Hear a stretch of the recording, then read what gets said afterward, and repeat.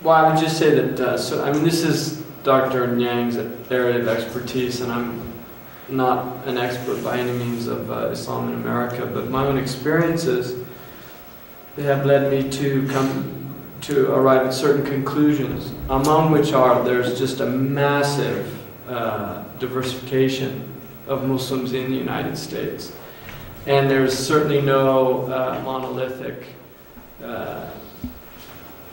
teaching or any really type of orthodoxy or one group that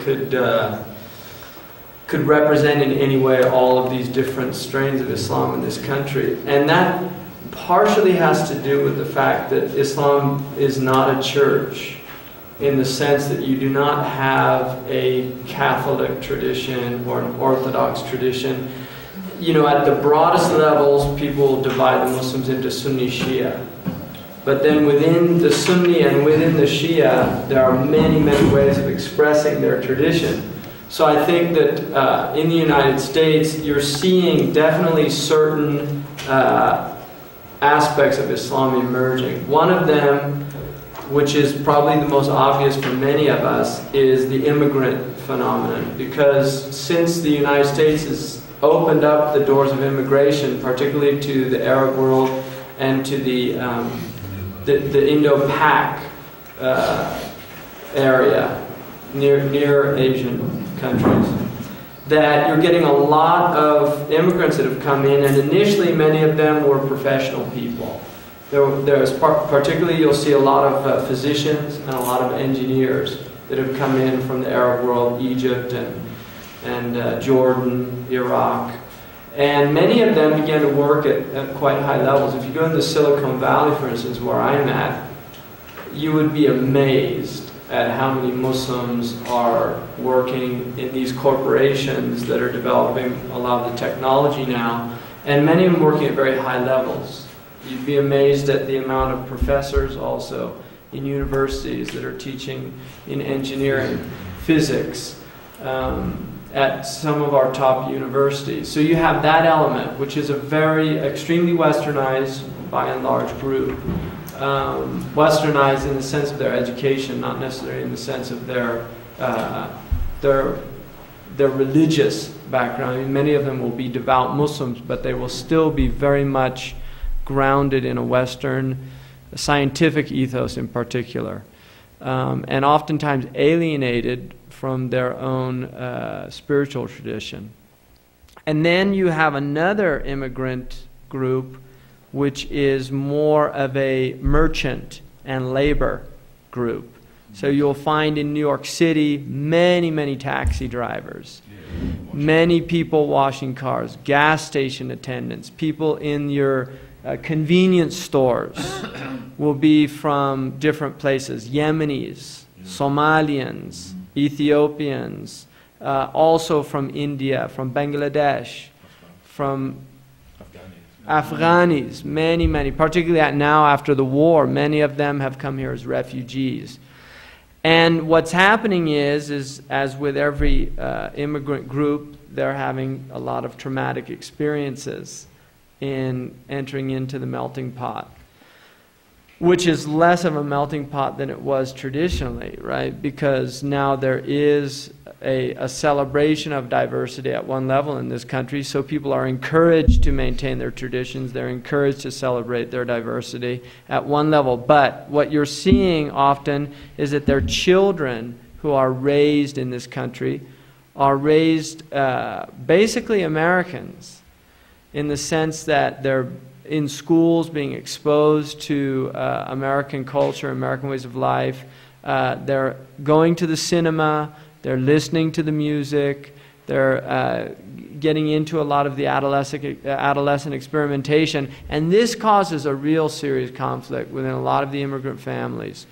Also, another problem is marriage, because many immigrant families want their children to marry within their ethnic grouping, and you're having people falling in love, and sometimes there will be non-Muslim with a Muslim, which is particularly exacerbated when it's a Muslim girl and a non-Muslim man has fallen in love. And this is becoming quite a common phenomenon in this country. So you have that happening. And then you have also the indigenous American situation. And you will, with the indigenous Americans, I think you'll find also a lot of different groupings. The generation that Hakim and I are from is probably it's a lot different. We became Muslim over 20 years ago. And the people that are becoming Muslim now are actually very different in what they're looking for and in what their orientations are than ours were, for instance. So I think that within the indigenous community, you have a very large segment of African American. But this is also breaking down because there are now a new generation of children in this country that aren't necessarily black, they're not necessarily white, they're not necessarily Hispanic. You have a lot of children of the 70s, the 60s and the 70s, and so you're getting a lot of a mixture. You know, it's not as black and white in this country as it used to be. There really is a diverse, and you're all seeing it because you're in these schools, so you're seeing this new phenomenon. And so there's a lot of people coming out of that background that are coming into Islam. The Tiger Woods phenomenon, right? I mean, where do you place him, right? Because he's not African American, he's not Asian American, he's not white American. So it's this new phenomenon. So you have that aspect, and within the African American community, I think you have, and Dr. Nyang's much more versed than I am in this, but my own experience is you do have different groups. You have within the African American community people that are coming out of black nationalist type movements that are very politicized in their outlook and approach. And then you have people also that have come out of the Nation of Islam, children of the people of the Nation of Islam, and you'll see many, many names even in the popular culture, like Tupac Shakur, yes.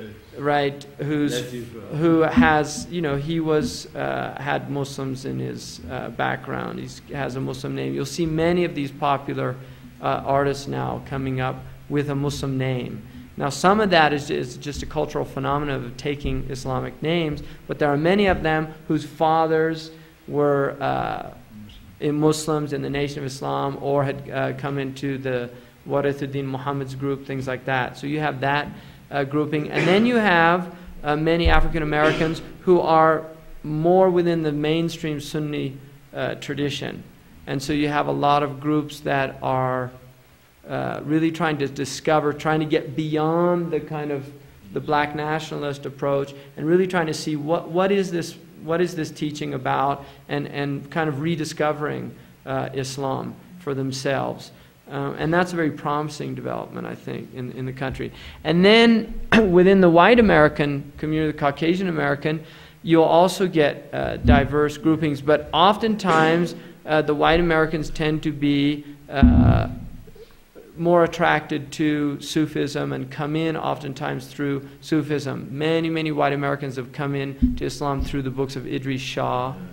Many of them have come through kind of groups like Dr. Nyang was talking about, the Sufi, what he called the popcorn Sufi groups, that get into Islam through that and then start reading, and you know, somebody will get interested in Rumi and they'll hear these sayings, my heart is a temple for the Hindu, and the synagogue for a Jew, and the church for the priest, and a mosque for the Muslim, and think that in a sense Sufism is this kind of universalist teaching. But then as they get more rooted in the tradition, they start discovering that Rumi was a practicing Muslim his whole life, that he prayed 5 times a day. And so they begin to see that, oh, there is a place for this thing called Sharia, or sacred law. So for many, many white Americans, the law is a kind of almost alien thing. And in a sense, Americans, I think a lot of Americans do have somewhat of an aversion towards a law-based tradition, especially when you're coming out of a tradition that may, in some ways is love-based, or in some ways is certainly focuses much less on the law and more on the spirit. And so you have that element within the community. But by and large, what you find as you move out into the landscape of American Islam is that it's an incredibly diverse landscape. And it's actually hard to pinpoint any strong streams. You have organizations that have attempted to create some kind of national coalition, like ISNA, which is the Islamic Society of North America. Their conference, which is held yearly, brings now at about 25,000 people will show up to that. Many of them are still immigrant, they're immigrant with first-generation children that are coming. But again, that is beginning to change also. So really, I think all of us as observers are seeing rapid and very, very striking changes within the tapestry of Islam in the West.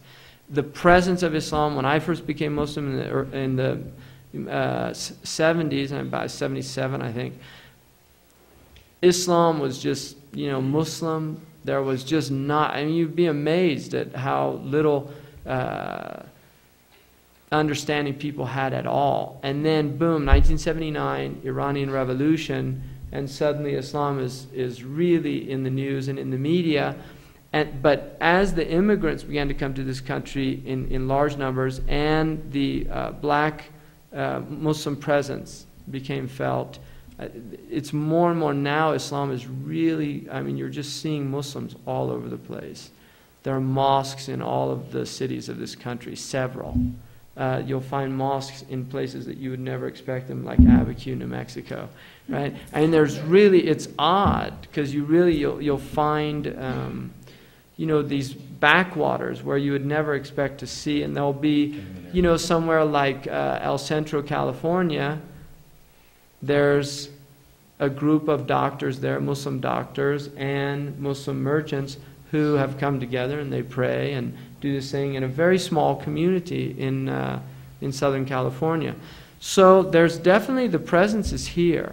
And by all of the outward signs, it would only seem that it's going to increase and continue. You are starting to get a lot more conversions. My own experience, that in the last probably 5 years, you're seeing a lot more people converting to Islam than before. In our own area, we're seeing it more like on a weekly basis. And that was not the case when I first became Muslim. It was quite unusual. Many, many women have come into Islam in the culture as well, and not through marriage, surprisingly enough. And I think Ruquaiyyah will say the same thing about England. It's a phenomenon in England. You're really getting a lot of women becoming Muslim. So it's very interesting, within my own family, my sister became Muslim. I'm Muslim, my wife is Muslim, and our 2 kids. So we've been arguing with the family lightheartedly that we should start celebrating the Eid instead of Christmas, because we outnumber the Christians now. So you're seeing these type of things, and I think it's very exciting and it's very interesting, and it's also there are aspects of it that are frightening, because there's still a lot of real deep ignorance within our culture, and there's a lot of fear related to Islam still. And anytime, I know that all the Muslims that I know, anytime a bomb goes off somewhere, everybody starts, hopefully there's no Muslim names identified. Really, it's definitely a concern in the Muslim community, because suddenly the phone calls, the hate calls to the mosque, the women start getting accosted, people are beaten up. We had a mosque that was burnt down in Yuba City in California. This stuff really affects just a newspaper, some newspaper article, and we all feel it. So we're living in a very precarious type of environment, and I think all the Muslims in this country really feel that there's just, it's very, very precarious. And Oklahoma City was an example of you had people on the radio immediately, you know, these talk already just saying, well, there were 3 Middle Eastern looking people identified near the scene, and boom, you know, one of the Iraqi women lost her baby. She aborted her baby because her house was, the rocks were being thrown at them in the neighborhood. There's just recently another interesting phenomenon is CARE, which is the Council on American Islamic Relations. And this is a group that's actually started doing something just about hate crimes against Muslims, started monitoring them and having people report them, trying to get some statistics on just what's going on, working with the law enforcement agencies in this country, trying to go and talk to these people, and also dealing with a lot of harassment that takes place in the workplace. There are many women in this country who one day they decide to start wearing the hijab, for instance, which happens. You know, a girl will be 22, 23 years old, and then she's just decides, you know, I want to start practicing my... Well, she goes to her work with her hijab on, and suddenly, you know, the manager says, you can't wear that here. And there have been a lot of cases now, and basically, so far, I think, as far as I know, the Muslims have won all of the cases involving this, that it is a religious right for a woman to wear the veil. And it's interesting that the French government, I don't know if people are aware of this, the French government outlawed wearing the scarf in their public schools. They did not outlaw like wearing crosses that you know, people could show a display of their Christian faith, but they outlawed wearing the scarf. And a lot of Muslims just said, well, you know, why is it they have nuns teaching in some of the public schools where they wear the habit and things like that? So these type of contradictions were pointed out, but it was very interesting. So I think we're going to see just a lot more examples of this type of stuff. Now there are, you know, there's Muslims working in Washington. You know, our congressman has a very devout Muslim on his staff now, Congressman Tom Campbell. And so you're getting Muslims in the political process. You're getting Muslims starting to get into, you know, newspaper. There's a lot of Muslims that are majoring in journalism in this country, wanting to go into these areas. So I think we're going to just see a lot of interesting things in the future. Well, there's not too much left to say. I could add some things to what both Hamza and Suleiman said. For you as teachers, I think it's probably important, and maybe we might have put more emphasis on this. It's important for you to get a sense of what we've just been talking about from a practical point of view, in terms of the Muslims you meet in the world, understanding where they're coming from, so to speak. And so, you know, I think what we've just said is pretty important in terms of what you take away from here. As teachers, I think, having been a teacher myself, I think it's pretty important. We have an obligation to get the true picture. I mean, to get truth across to our students, right? And so all of these stereotypes, they're pretty well embedded. And in terms of recognizing the truth, we have to be able to enable those students to rise above those stereotypes and to see Islam and Muslims for what they really are and what it really is. And that's not an easy thing to do, and it's complicated by the different kinds of Muslims that we meet. And so one of the things that's important to recognize is not only do we have this amazing diversity in process, because it's an extraordinary process, and as Hamza was saying, there's emerging new elements that are emerging, particularly among this young generation, the children of the immigrants. And that is going to be a very articulate group of people who are in the media, who are in politics, who are in the public eye, and are speaking about Islam in a way that Americans can understand it. They're going to be bringing new people into Islam, and they're going to be clarifying Islam for what it is. There's still deep-seated things that run deep in amongst the Americans. I mean, I go to high schools and I speak to the level of students that you have, and usually I'll start my lecture with, well, if I say Islam, what's the first thing that comes to mind? Now, maybe you've gone through some of this already. And, of course, terrorism is one of the most important ones. And here in New Mexico, the second question I usually ask them is, if I were to give you the language of the most likely terrorist, what would it be? And, you know, they'll usually say Arabic to start with, and then, you know, some of them will say, well, English, you know, or the Irish. And then when I tell them, well, it's likely to be Spanish, that more terrorism is done by Spanish-speaking people far and away than any other group of people, and the Arab-speaking is, you know, a small 10% of the world terrorism, they're surprised. And it's hard to sort of convince people of this because they have this other belief that the terrorist is an Arab or that he's a Muslim and so forth.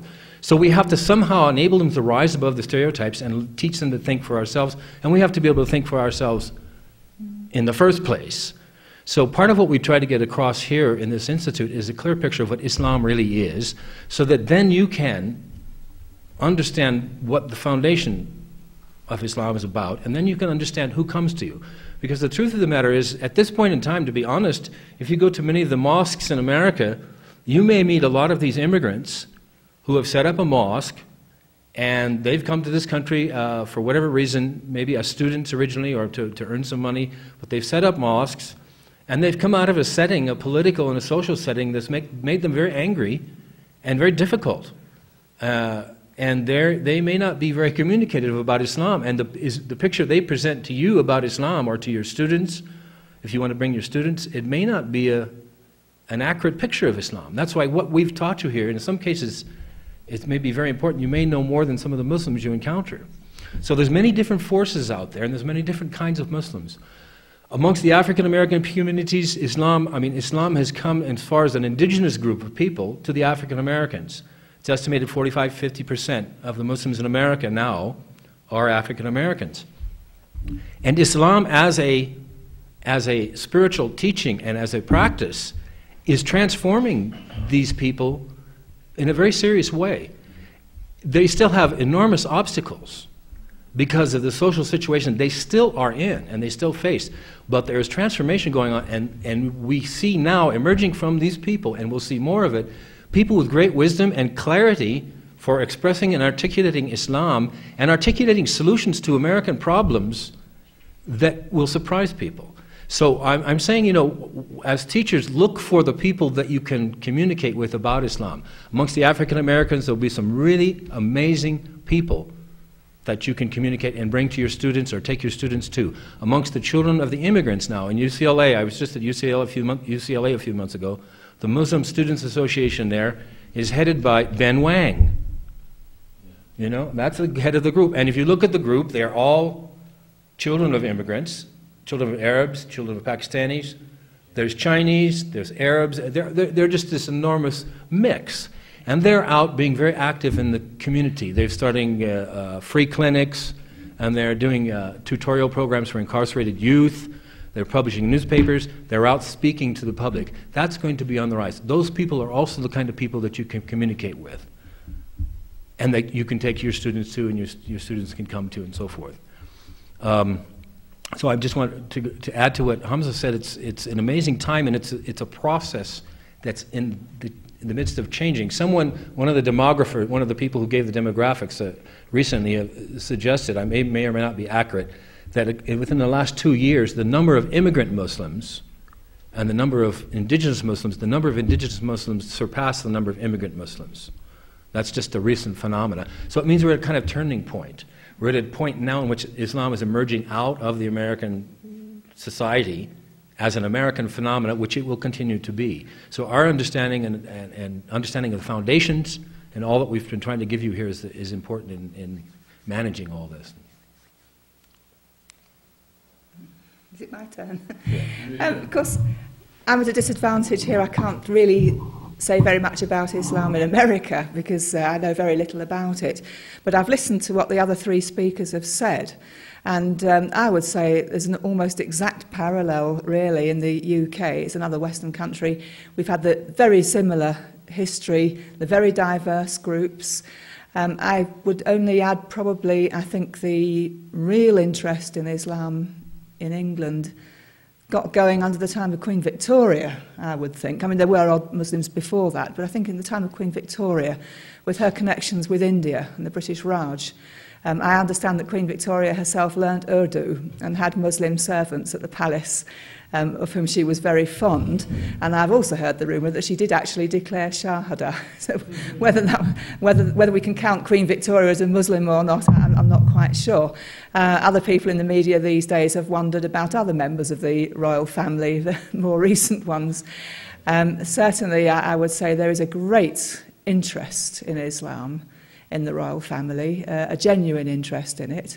And what we're seeing at long last, I think, is the genuine teachings of Islam being made available to us in words that we can understand, because we've been very handicapped in the West. All the great texts of Islam that we would like to study have not been available to us, and the translations that have gradually been trickling through have been horrendous.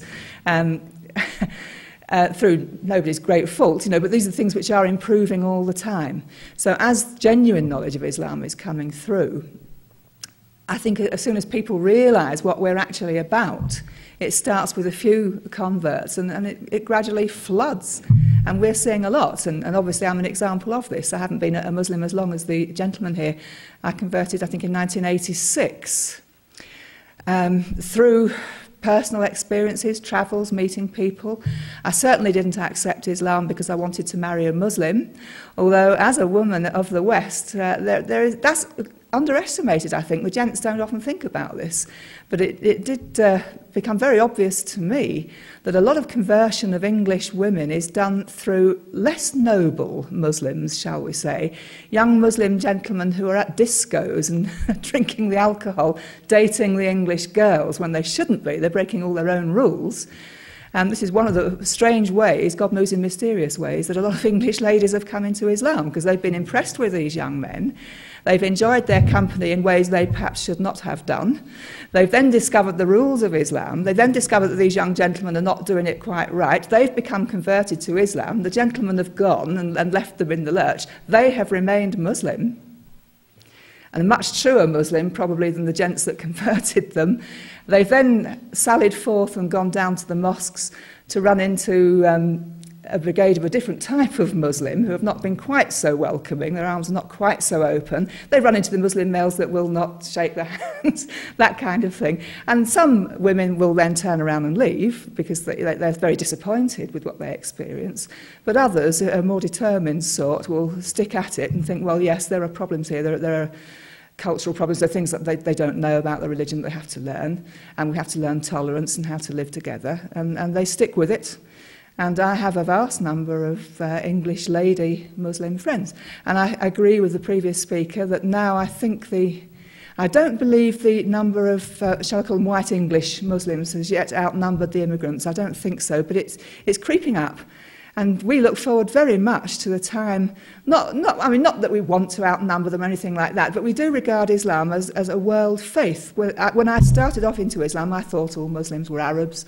And then I thought all Muslims were Pakistanis. And I gradually learnt, I got the lists of figures of what Muslims are where, and to my great surprise, I found out, there are very few Arab Muslims actually, but there are vast numbers of Muslims elsewhere.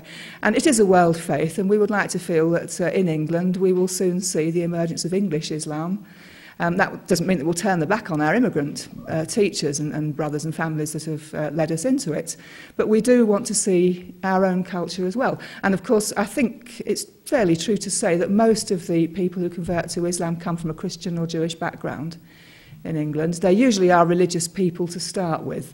I don't know that we have vast numbers of people coming into Islam who are not religious to start with. For myself, it was very simple study of theology. I had to go where reason led me. I had to be true to what I felt was true, and made that decision. I was still attending church. There came a point where I suddenly thought, I honestly don't believe that. And that overtook me. And there came a point where I realised I had become a Muslim and I had to take that step. And as I explained in my first talk, it didn't mean that I loved Jesus any less, or I just changed how I thought about him, and I went back to the Gospels and restudied them as a Muslim. And I'm very interested now in putting across to the West the Muslim teaching of Jesus that is in total correspondence with the teaching of the Prophet Muhammad and previous prophets. Well, that's another story. one odd little thing that I can think of, I don't know, I'm not very good at dates, I'm afraid, I'm not a scholar of this century at all, but I do think the first mosque that we had in England, or certainly one of the first mosques, but I believe it was the first one, it was the Begum of Bhopal, a Muslim female ruler. And you'll hear a lot of Muslims tell you can't have women rulers and woe-betide nations that are run by women and so on and so forth. But nevertheless, Bhopal has recently suffered an awful catastrophe. But they were run by a series of female rulers, one of whom used to visit regularly. She was very much into education for women. She was a great feminist. When she appeared in the UK, she was heavily veiled. You could just see her eyes peeping out. She was a little stout lady with just her eyes showing. But she founded the Woking Mosque. And I believe that Marmaduke Pickthall, who was the translator, one of the translators of the Quran into English, an excellent translation, he acted as the Imam of Woking Mosque for a long time. There was a stretch of time when Woking Mosque was taken over by sectarians whose Islam is debatable. I don't want to get into that, but it is now Sunni straight down the line. And I think when I went there as a visitor, the Muslims I saw then looked to me like Afghanistanis, Kashmiris, that kind of person. But anyway, now you can find mosques all over the UK. Some are custom built, more and more are custom built, but with loads of derelict churches, odd little buildings and things that get taken over, people's private houses, all sorts of funny places where Muslims will now meet. Converted English ladies have a bit of a problem because one of the things in Islam, we're supposed to marry Muslims. A Muslim man can marry a Jewish woman or a Christian woman without too much to do about it. But a Muslim woman is supposed not to marry a Christian or a Jew, but to marry a Muslim, which is a bit of a problem because a lot of the ladies that get converted have turned 40. And it's hard enough to find a good man anyway, turn 40. But then we've got to find a Muslim one, and they do tend to marry immigrants. And we get this calumny that they're becoming Muslims because they want to marry handsome young brown men, which may be the case for some, but I don't think that's really it. I was certainly Muslim before I met and married my second husband, and I don't think he would have married me if I had not been a Muslim already. And I certainly don't think our marriage would have lasted 5 minutes if I hadn't been a Muslim already, because the culture, the problems that we walked into head on were so enormous that had we not had this basis of shared faith and shared culture and shared optimism, it would have hit the rocks, I think, very quickly. And a lot of transcultural marriages do, in fact, go wrong quite quickly. You have to learn a lot of tolerance. And then they remarry, other things happen, and hopefully that they don't lose Islam. You just have to cling on to that. Have I said enough? Have I covered it? But certainly the great diversity of different types of Muslims. We get Muslim extremism in England like you do everywhere else. There's certain groups that cause a bit of a ruckus. They seem over-extreme. I always think that the best way of Islam is the middle way. This is what the Prophet taught. I have umpteen hadiths of the Prophet where he tended to disapprove of people who became too extreme. Fair enough, if they want to be extreme, that's fine. You can be as religious and extreme as you like, but you haven't the right to impose that on other people or make other people feel they're not as good as you. Only God knows who the real goodies. So, you know, we have trouble where people get a bit overzealous. Their hearts are in the right places, no doubt. Their piety is not in question. But sometimes their practice can be too much. And I've always maintained that, you know, if you're a genuine Muslim, you're drawing people towards you and towards God. And you can sort of judge them. If they're the kind that drive people away, you would not want to marry that one, you would not want to sit down and have a meal with that one, then there's something slightly wrong with their Islam. A true Muslim is always attractive, beautiful. They will draw people towards God. And that, I think, is the mark of a true Christian as well, of course, a true Jew as well. But to draw people to God is our business, not to say you're doing this wrong or you're not good enough, you're not praying enough times, you made this mistake, that mistake. That's not Islam. It is Islam, but it's not the important thing. The important thing is to realise that there is a God and there is a life after death, and Muhammad was a genuine prophet, and the rest of it will follow.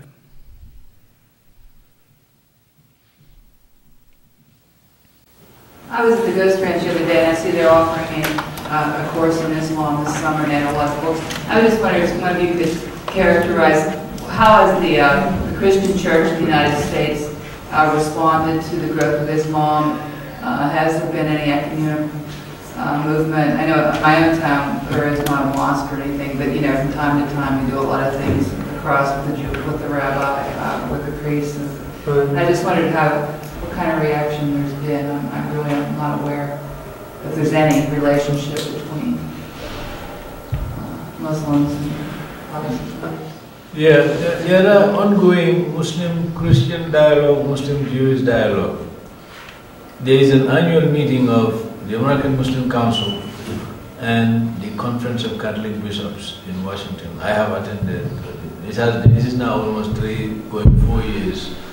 You have a group of Muslims who will meet with representatives from the Conference of Catholic Bishops. Usually they have their scholars and the Muslim scholars, and then you have leaders of the Catholic Church, you know, who will be there working at the Secretariat, who will be dialoguing with the Muslims, dealing with issues that are of common interest. Like, for example, the problem of Sudan last year was trashed out very honestly and objectively.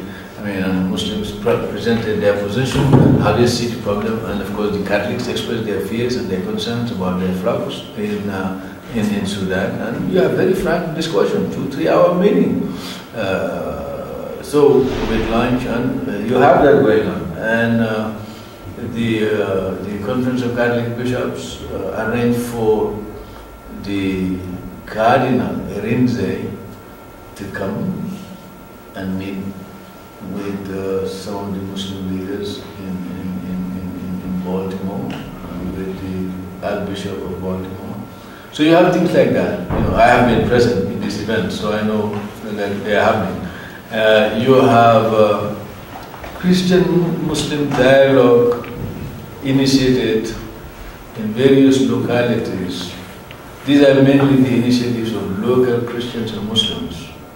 Like in Washington, D.C., for example, we have the Interfaith Conference of Washington, D.C. You have Mormons, Jews, Muslims, Christians from the Protestant and Catholic denominations, Sikhs, and now Baha'is just joined the Interfaith Conference. And some of us are very involved in that. You know, right now I'm the president of that organization. So I mean, you know, like you have all these different groups. You know, like you have all these groups that are dialoguing. You know, you have where you have all these different Christians. You know, Mormons, all of them who are active. Some of them are former congressmen from Utah who are members of this organization. Some of them are bishops of Christian denominations. You have people, the president of the chairman of the Interfaith Conference is a Korean Catholic priest. I mean, you know, like, so you have all kinds of people. You have the Presbyterian Church. They have been making some moves toward dialoguing with Muslims. And they put out a book many years ago now, it's almost 10 years ago, Christian-Muslim Together, you know, dialogue, which is a whole book describing the whole, educating Christians, meaning Presbyterians, about dialogue with Muslims. There's a lot of, I think in the country now there's a lot of, because Christians feel a little besieged as well by the secular, the secular currents and forces in the country. One of the interesting things that was pointed out to me by a Christian priest was that traditionally, whenever there were any new land developments, there was always a segment set aside for a church, which is not happening, or a synagogue, depending if it was a Jewish area, which is not happening anymore. And what's happening is in cities, there's running out, there's no place for worship. And so a lot of people are actually buying warehouses, office space and things like that. But then you come up with the zoning laws. They're not zoned because churches have a special zoning.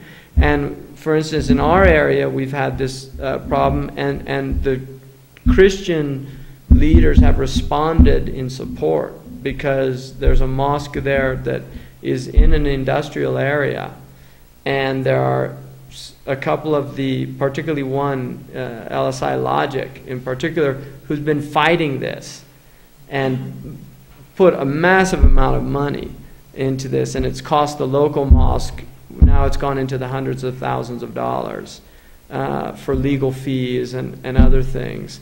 And their argument is that it's because there's children there. They're dealing with chemicals. They do doping for, it's a semiconductor plant. But right next door, there's a Christian vanguard where they teach children like instruments and anything that's been functioning there for years.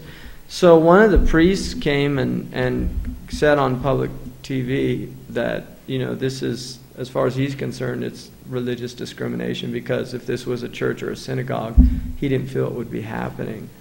And the Muslims were impressed, you know, that the Christians came out and helped.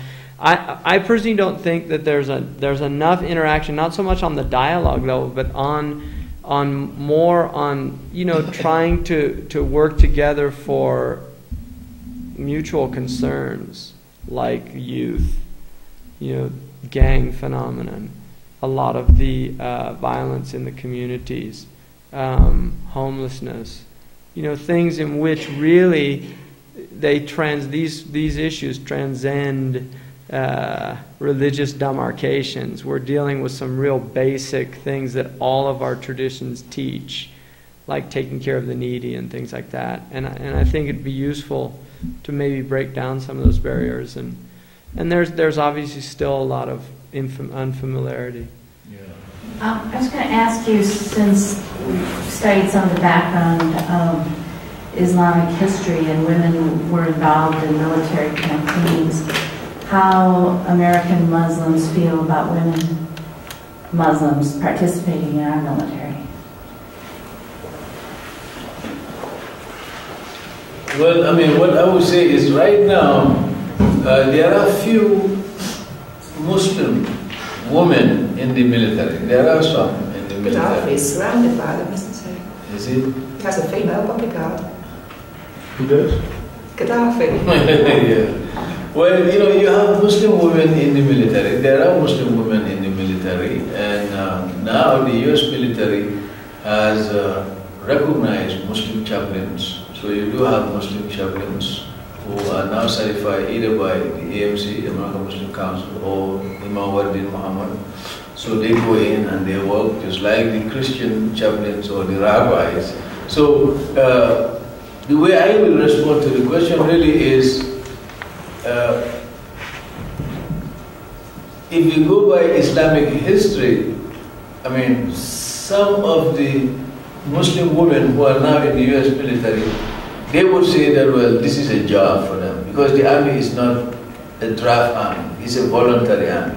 And many of the African American women see the army as an opportunity for them to have upward mobility and to have a secure job. Because you see, if you cannot get a husband and you go in, or you have one kid, but your kid can stay with your mother, and you go into the military, you can learn skills, and many of them, some of them have done that. After 4, 5 years, 6 years, you come out, maybe you know electronics, and you now begin to have your own shop where you can repair TVs and radios. You make money too. It's better than staying in the inner city and you don't have anything.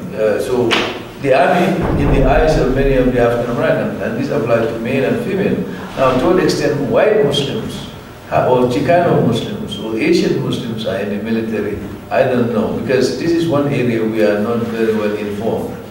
But what we do know is that the military has opened up to some of these Muslims who want to go into the army. And I think this issue will be dealt with by the fuqaha. People like Hamza will be, they have to start investigating the research, and so that people will be asking field questions on these issues. I think the whole issue of women in armed forces is a tricky one anyway, whether you're Muslim or non-Muslim, because I'm old enough to take the point of view that if a man was fighting in the field next to a woman soldier, I would have thought his natural instincts would be, you know, to be protective towards that soldier. And if you were the general of the army, you might regard that the female soldier as a weak link in your force. I may be totally wrong on that one, but in my generation, certainly, I think there was that feeling that women as armed combatants would be more of a handicap than help. I don't know, personal opinion. Well, yeah, I mean, in the US, Well, there's already, I mean, we've just had all these kind of sexual problems, and, there's all this court-martialing going on for men who've been abused they've abused their authority over people. I mean, you have those problems, and from a Muslim point of view, again, any situation where a male will be alone with a female is completely prohibited.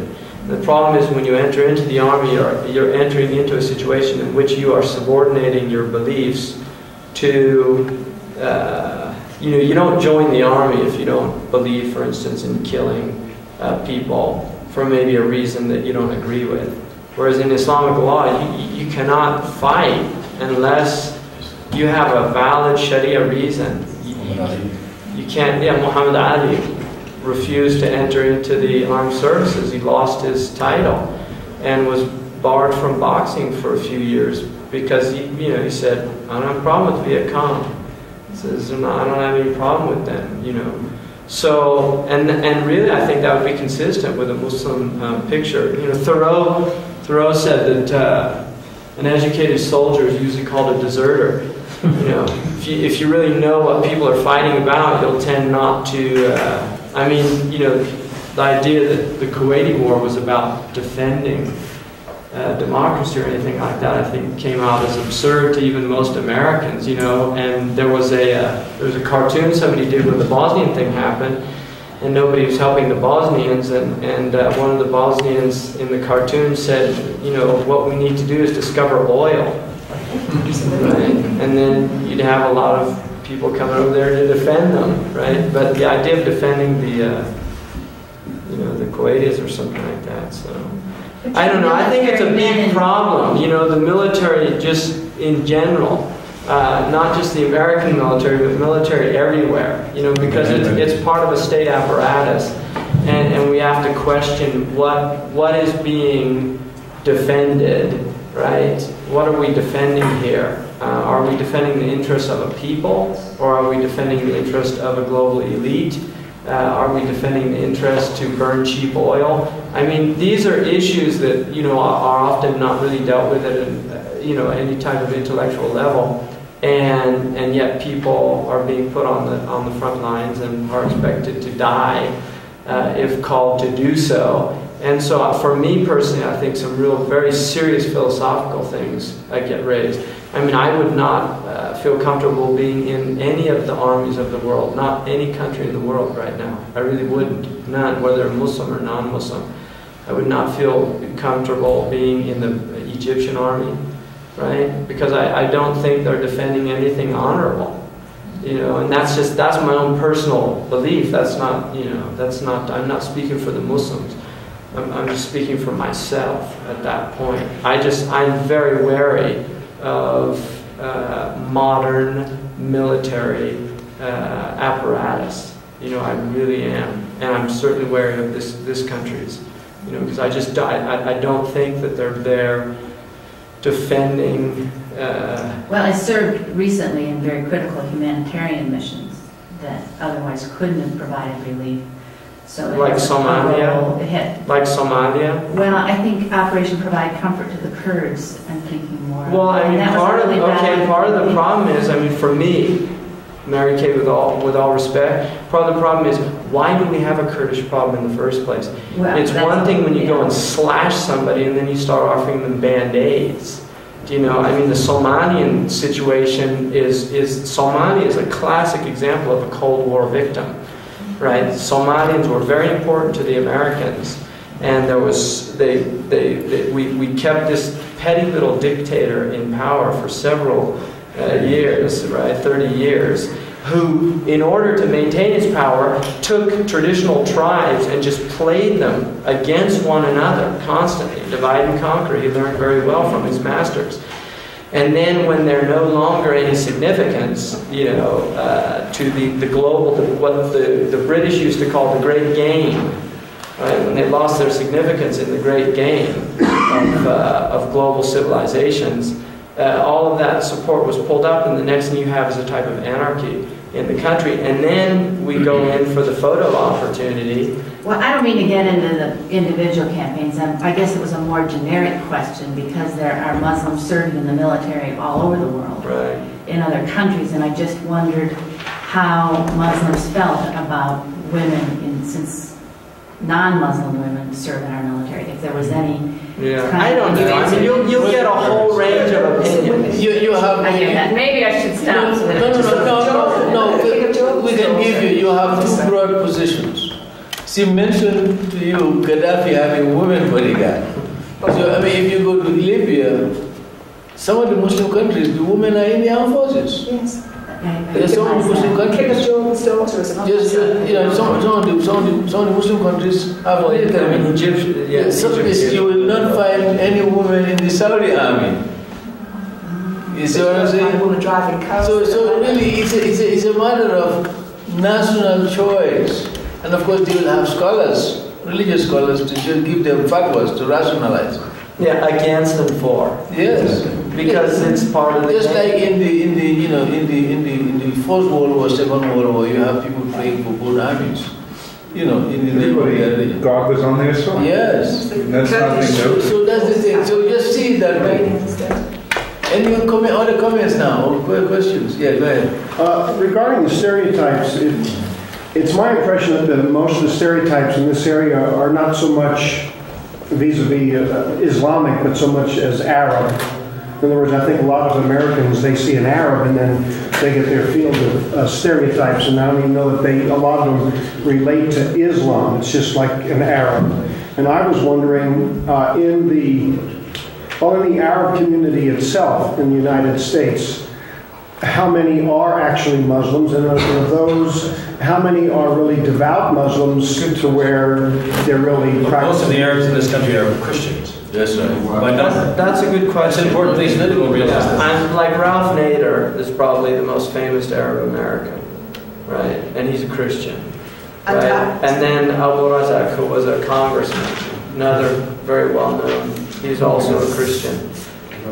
Khalil Gibran, who's, you know, most people are familiar with the Book of the Prophet and things like this. Casey Kasem. Yeah, I was going to say Casey Kasem. John Sununu is another Christian Arab American. What was her name? Shalala. Danny Thomas. Shalala. In the cabinet. Now in the cabinet with. And These are all Christian, the former Christian Americans. Danny Thomas was Lebanese. Well, let me ask the question even in a The more guy pointed on way. MASH, I can't remember, who was always dressing like a woman, was also a Lebanese Christian. Most of them are Christians. Well, for a lot of Americans, the Arab that they see is the Arab that owns the gas station, especially in California. They're usually Iranian. And they are, you know, they're immigrants. Now, are they? They're usually Iranian. They're actually Iranians. They're not Arabs. People think they're Arabs. Yeah. So there's a stereotype. When he's from the Middle East, it must be an Arab. And I believe that the leader of Hamas that's been mentioned, George Habash. George Habash is a Christian Arab also. Tariq Ali was a Christian, and then John Ford. I mean, I think generally, though, most Americans don't even know there's Christian Arabs. I mean, that's the truth. Most Americans in this country, they think Muslim, they think Arab. Yeah, that's right. They think Arab, they think, and then you'll get a whole spectrum.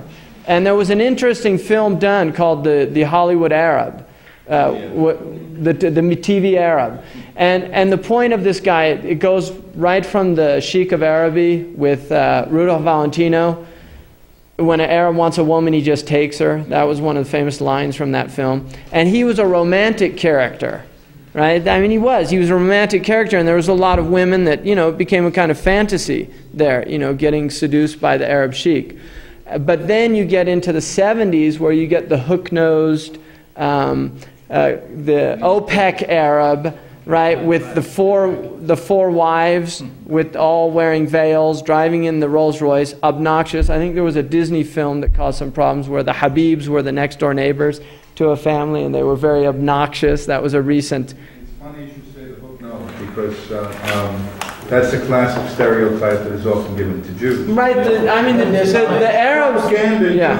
I think it's interesting, but if you study propaganda, Faces of the Enemy. It's a brilliant book on propaganda and how, you know, how faces are distorted. One of the things that the New Republic did during the Gulf War is they had a picture of Saddam Hussein and they literally clipped off his mustache in a way that you would not notice, right? They just clipped it off enough not to make it look like Hitler, but enough to, in the subconscious, for there to kind of have some kind of anchoring or identification there.